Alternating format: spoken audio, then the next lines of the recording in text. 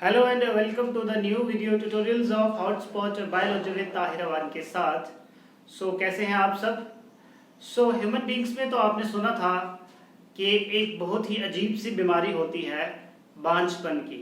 बांझपन की बीमारी क्या होती है? जब एक फीमेल एक यंग वन को बर्थ नहीं दे सकती है, या आप ये कह सकते हैं कि एक जो मेल होता है उसमें ये कैपेबिलिटी नहीं होता है कि वो फीमेल को प्रेग्नेंट कर पाए। कभी आपने सोचा कि क्या ऐसा फिनोमिना प्लांट्स में भी होता होगा?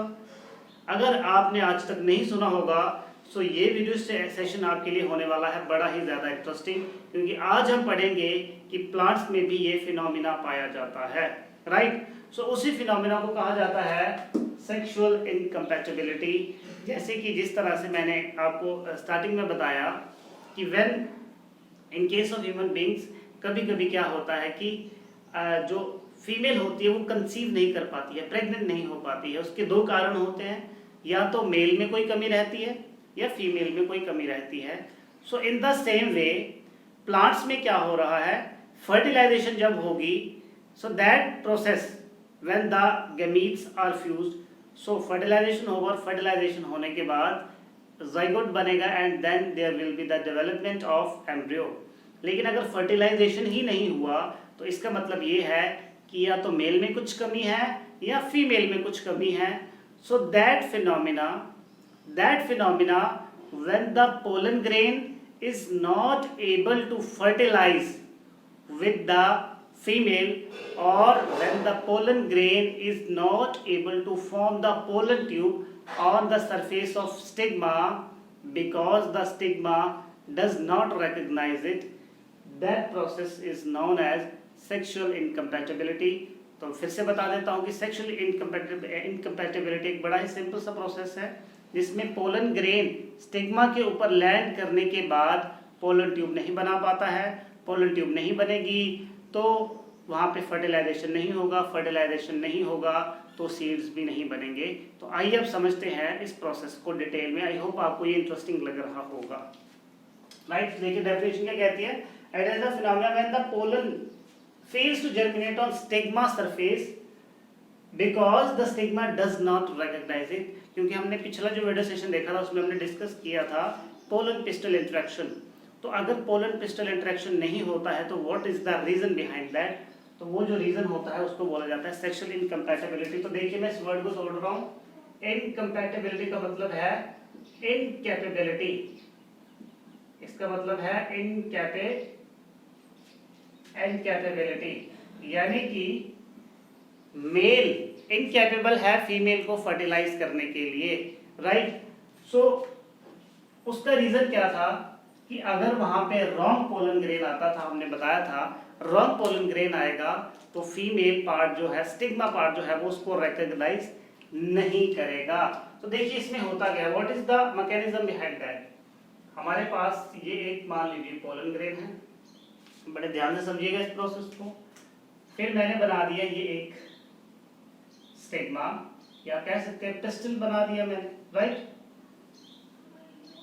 फिर मैंने ये एक और पिस्टल बनाया, यहाँ पे पिस्टल पार्ट एक और बना दिया मैंने। राइट। अब देखिए what happens in case of sexual incompatibility.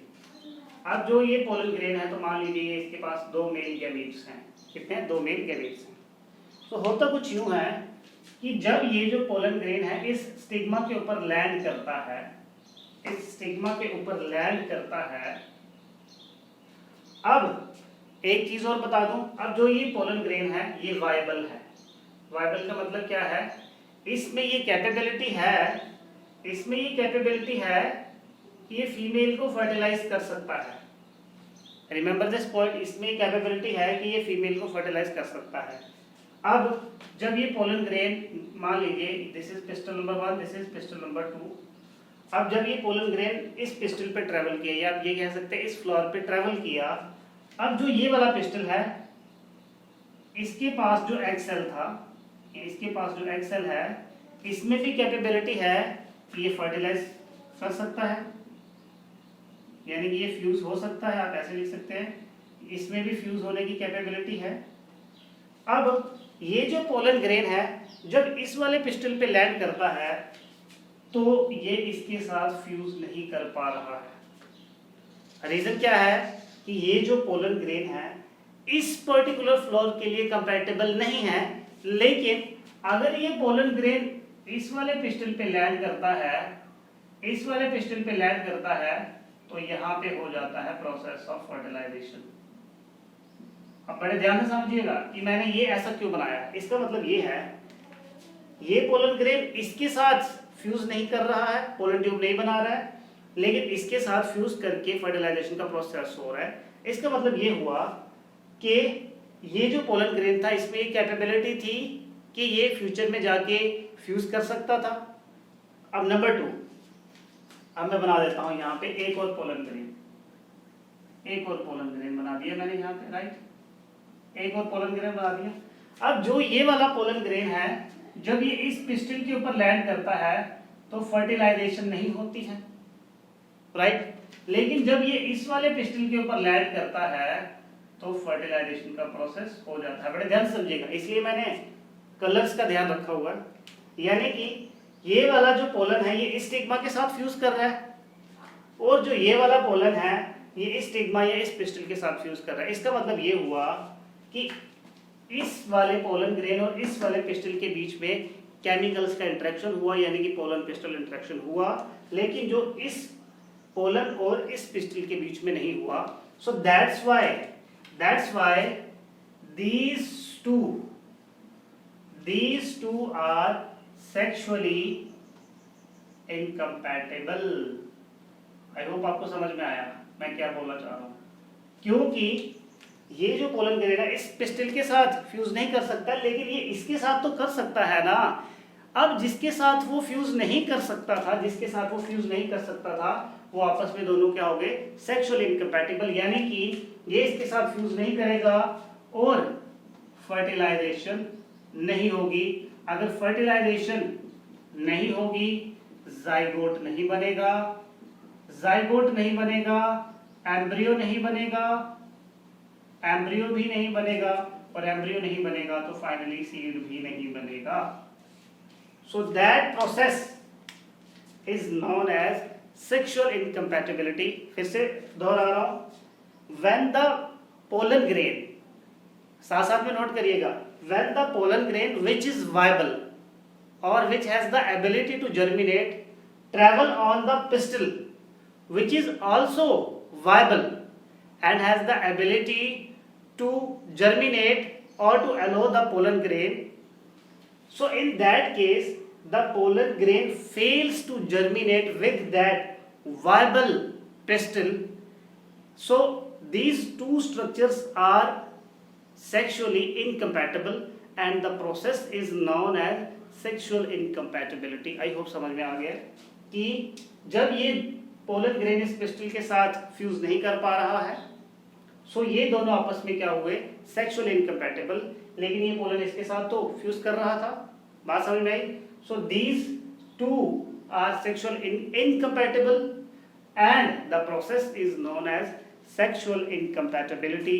तो देखिए कितना अजीब ये फिनोमिना है कि ये वाला पोलन ग्रेन इसके साथ तो फ्यूज कर रहा है लेकिन इसके साथ फ्यूज नहीं कर रहा है। आई होप बहुत अच्छे से आपको ये प्रोसेस समझ में आ गया होगा। तो देखिए यहाँ पे हो क्या रहा है, सेक्सुअल इनकम्पैटिबिलिटी अगर होगा तो what will be the results. जरा याद करिए, हमने पहले सेक्सुअल इनकम्पैटिबिलिटी कहाँ सुना था। So what will be the results of sexual incompatibility. Sexual incompatibility के रिजल्ट्स क्या होंगे। So the result number 1, sexual incompatibility का मतलब है कि पोलन ग्रेन सेम फ्लोर के साथ जर्मिनेट नहीं कर पा रहा है। सो सबसे पहला जो रिजल्ट आएगा दैट विल बी द, वहाँ पे क्या होगी, आउट क्रॉसिंग। क्या होगी वहाँ पे, आउट क्रॉसिंग। और दूसरा रिजल्ट क्या होगा इसका, क्रॉस पॉलिनेशन। क्या होगा, क्रॉस पॉलिनेशन। ये दो रिजल्ट्स हैं किसके, सेक्सुअल इनकम्पैटिबिलिटी के। तो ये आपको एग्जाम में आ सकता है, what are the results of sexual incompatibility. Sexual incompatibility का जो आपको डेफिनेशन बताया है ये भी आप याद रखें। बात समझ में आई? तो ये भी आप डेफिनेशन लिख सकते हैं, राइट। सो अब बात करते हैं कि ये जो सेक्सुअल इनकम्पैटिबिलिटी है ये कौन कौन से टाइप्स की हो सकती है। ठीक, सो इसके अलग अलग क्राइटेरिया है। सबसे पहला जो क्राइटेरिया है, it is on the basis of species. So on the basis of species जो सेक्सुअल इनकम्पैटिबिलिटी है ये दो तरह का होता है। First is the interspecific, second is the intra.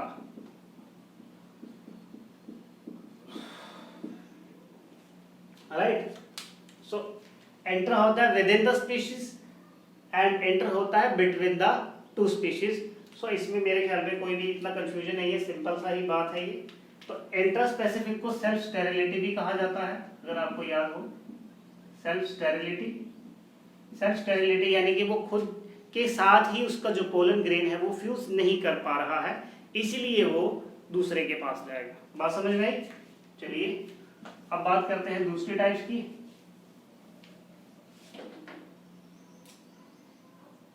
उसके बाद जो दो अलग और टाइप्स हैं ये हैं on the basis of morphology.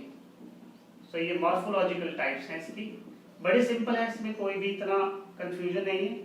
तो सबसे पहले जो टाइप है ये हमने आपको बताई भी थी, दैट इज हेटेरोमॉर्फिक। याद करिए हेटेरोमॉर्फिक में क्या होता था। तो हेटेरोमॉर्फिक में क्या होता है, जो मेल और फीमेल स्ट्रक्चर्स हैं वो उनका जो लेंथ है with respect to male and female वो अलग अलग है। यानी कि आप क्या करेंगे, हमने जो आपको factors responsible for cross pollination बताया था, एक बार उस लेक्चर को जरूर देखिएगा, आपको समझ में आ जाएगा। सो हेटेरोमॉर्फिक में हमने आपको दो प्रोसेस बताए थे, डाइस्टाइली एंड ट्राइस्टाइली। सो डाइस्टाइली और ट्राइस्टाइली हमने उस लेक्चर में आपको एक्सप्लेन किए हैं, बहुत अच्छे से एक्सप्लेन किए थे, आप वहां पे देख सकते हैं। सो डाइस्टाइली में क्या होता था, देख लीजिए कि स्टाइल्स का जो लेंथ है वो अलग अलग होता था, क्योंकि वहां पे जो स्टाइल्स का लेंथ अलग अलग है इसीलिए उस पर्टिकुलर फ्लोर का जो पोलन ग्रेन है वो उसके साथ फ्यूज नहीं करके दूसरे फ्लोर के साथ पोलिनेट करता था। बात समझ में आई? हालांकि वो दोनों क्या हैं, बिल्कुल फर्टाइल है, लेकिन आपस में क्या है, वो स्टेराइल है। This is the main difference. Diagram बना लेते हैं, चलिए बना लेते हैं आपके लिए। तो इस तरह का मैंने कुछ वहां पे स्ट्रक्चर बनाया था कि पोलन ग्रेन का जो लेंथ था स्टेमन का वो स्टाइल के लेंथ से क्या था, ज्यादा था पहले केस में, और दूसरे केस में क्या होता था कि स्टाइल का लेंथ ज्यादा होता था, लेकिन पोलन ग्रेन का लेंथ छोटा होता था। अब देखिए, अब इसको बड़े ध्यान से समझना। अब देखिए ये जो स्टाइल और ये जो स्टेमन है ना, यानी कि स्टेमन के ऊपर जो पोलन ग्रेन्स आएंगे ये दोनों फर्टाइल हैं, इन दोनों में ये कैपेबिलिटी है कि फ्यूजन कर सकते हैं, लेकिन ये इसके साथ फ्यूज नहीं कर सकता है। क्यों?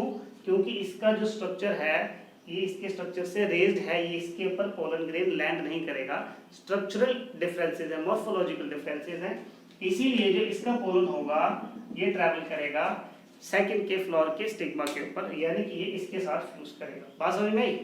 इसके साथ फ्यूज नहीं करेगा। इन द सेम वे इसका जो पोलन होगा वो इसके साथ फ्यूज करेगा। सो और ज्यादा डिटेल्स में पढ़ना होगा तो क्रॉस पोलिनेशन वाला लेक्चर नंबर जो 2 होगा, क्रॉस पोलिनेशन का पार्ट 2, उसको आप जरूर देखें। राइट, अब बात कर लेते हैं second, it is the homomorphic. Second type कौन सी है? होमोमॉर्फिक। सो होमोमॉर्फिक में देखिए क्या होता है, इसमें जो मेटिंग टाइप्स होते हैं, mating types they are morphologically indistinguishable, right? So ये बहुत ही खतरनाक टाइप का फिनोमेना है। इसमें क्या होता है, देखिए आपको ये देखिए एक नजर में देखने से ऐसा लगेगा कि दोनों जो मेल और फीमेल स्ट्रक्चर्स हैं ये एकदम एक ही स्पीशीज के हैं, दैट्स वाई आपको क्या लगेगा कि उनकी जो मॉर्फोलॉजी है देखने में बिल्कुल एक जैसी है, दोनों फ्लोर्स एकदम एक जैसे ही लगेंगे, लेकिन वो आपस में क्या होते हैं, जेनेटिकली डिस्टिंक्ट होते हैं। क्योंकि वो जेनेटिकली डिस्टिंक्ट होते हैं इसीलिए वो आपस में फ्यूज नहीं कर पाते हैं। दे आर सेल्फ स्टेराइल, यानी कि दे आर सेल्फ इनकम्पैटिबल, वो खुद के साथ पोलिनेट नहीं करके दूसरे फ्लोर के साथ पोलिनेट करते हैं, राइट। सो होमोमॉर्फिक में ये चीज होती है कि वो इस तरह से एक दूसरे को रिजेंबल करते हैं कि आप उनको पहचान ही नहीं पाएंगे कि ये एक ही फ्लोर है या अलग अलग है, लेकिन वो जेनेटिकली अलग होता है, मॉर्फोलॉजिकली देखने में वो एक जैसा लगता है, राइट। सो उसके बाद type number 3, this is based on, पहली दूसरी होगी बेस्ड ऑन मॉर्फोलॉजिकल कैरेक्टर्स। अब जो टाइप नंबर 3 है, ये इनकी सब टाइप्स थी। सो जो टाइप नंबर 3 है, it is based on pollen factors, इसके ऊपर डिपेंड है ये। तो याद करिए जब हमने आपको पोलन पिस्टल इंटरेक्शन बताया था, वहां पे मैंने दो टर्म्स का यूज किया था, एक स्पोरोफिटिक जनरेशन और एक गैमेटोफिटिक जनरेशन। स्पोरोफिटिक जनरेशन किसको बिलोंग करती थी? स्टिग्मा को, फीमेल को, और गैमेटोफिटिक जनरेशन किसको बिलोंग करती थी? मेल को। सो वही on the basis of pollen factors. Sexual incompatibility is again of 2 types, okay, it is again of 2 types. पहली कौन सी है देखिए जरा, पहली है इसमें स्पोरोफिटिक इनकम्पैटिबिलिटी। तो देखिए स्पोरोफिटिक, मैंने क्या बोला था कि स्पोरोफिटिक किसको रिलेट करता है? फीमेल को, यानी कि स्टिग्मा को। तो इस केस में क्या होगा, स्टिग्मा जो है वो पोलन ग्रेन को जर्मिनेट नहीं होने देगा, because the pollen grain that has landed on the stigma is incompatible. बात समझ में आई? सो इसको आप किस तरह से लिखेंगे? Secretion of stigmatic tissue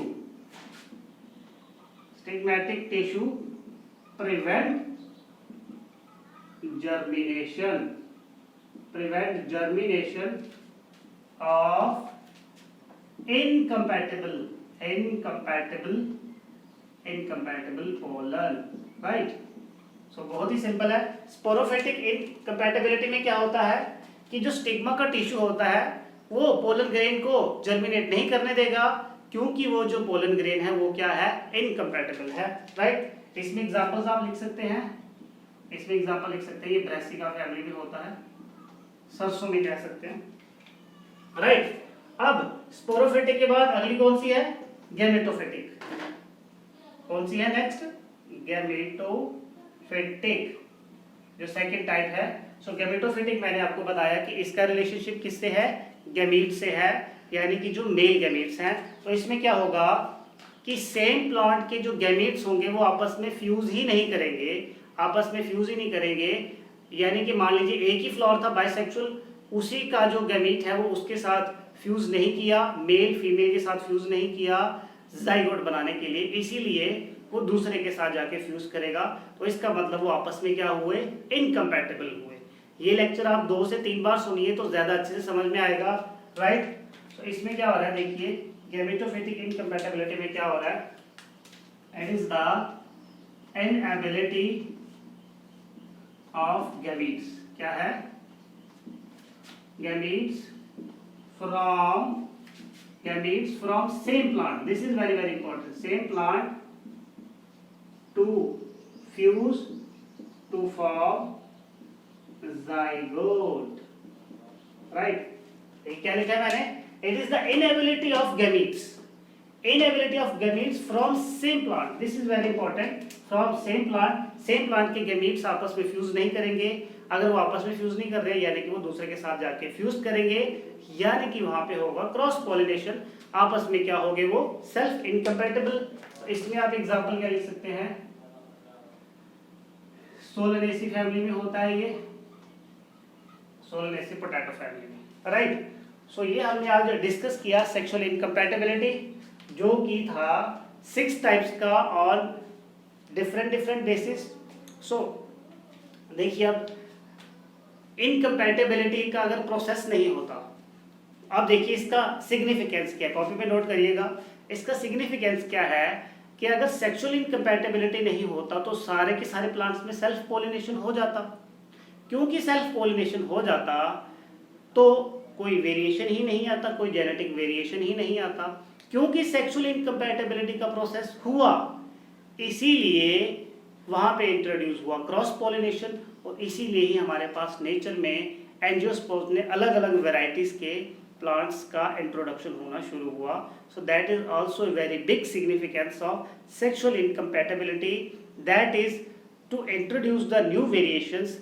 There was the need to introduce the process of sexual incompatibility so as the pollen grain of same flower does not germinate with the pistil or the gamete, female gamete of same plant, so that pollen grain will germinate on another flower to bring about the variations.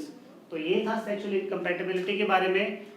उम्मीद करता हूँ कि आपको बहुत अच्छे से समझ में आया होगा. सो अगर समझ में आया है तो चैनल को सब्सक्राइब करना है, रेड बटन का जो सब्सक्राइब बटन है उसको क्लिक करना है, बेल आइकन को हिट करना है, वीडियो को लाइक करना है, ज़्यादा से ज़्यादा शेयर करना है. तो इसके बाद हम पढ़ेंगे कि सेक्सुअल इनकम्पैटिबिलिटी को, कि अगर हम चाहते हैं कि जिन प्लांट्स में सेक्सुअल इनकम्पैटिबिलिटी, अगर हम चाहते हैं कि हमें उनके बीच में ही पॉलिनेशन करवाना है, तो उसके लिए क्या किया जाता है, under the heading emasculation and bagging. So stay tuned. Thank you so much. Stay healthy, stay safe.